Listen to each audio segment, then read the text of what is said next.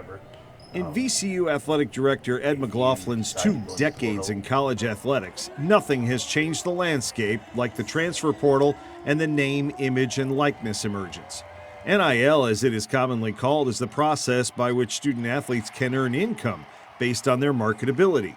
The settlement of a lawsuit brought against the NCAA and its member schools, called the House ruling, will allow schools to directly pay athletes, opening up a free market enterprise that would have been unheard of just a decade ago. You know, when I first got here 13 years ago almost now, you know, we had just moved into the A-10 and all that conference realignment was happening. And then we had things like cost of attendance happening, and we had little things like that that seemed like there were big changes in the business. And it turned out they weren't even close. Nothing has changed the business since Title IX. McLaughlin has heard the argument before that a college scholarship should be good enough for these athletes. Soon he himself will be paying tuition for 2 of his children, so he understands that value. But he views this issue differently given our country's economic standard.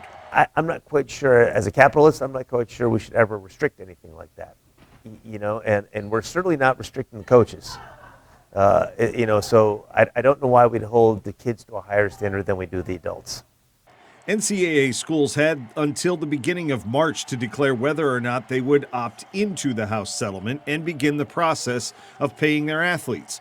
VCU made their decision known just after the first of the year, well ahead of the deadline because, in McLaughlin's view, it's the only way to keep VCU's established national profile.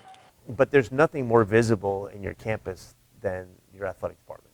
That's just reality. There's no really debate about that. Now, for us to be competitive nationally and to still be that national brand that we are, we have to opt into the House settlement. You know, revenue sharing with student athletes going forward, which is the foundation of the House settlement, that is the way to stay competitive.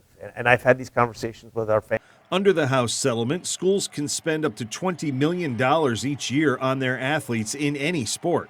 That number will only be attainable for the Power 4 programs that have football revenue through their conferences.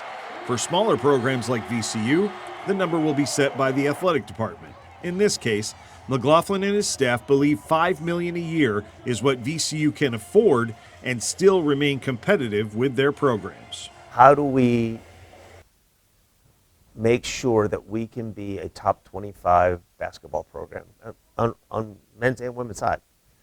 How do we make sure we can be a top 25 program? And understanding where the market was going to be, we made a decision that it was going to cost us about $5 million to do this. There's no other way to do it.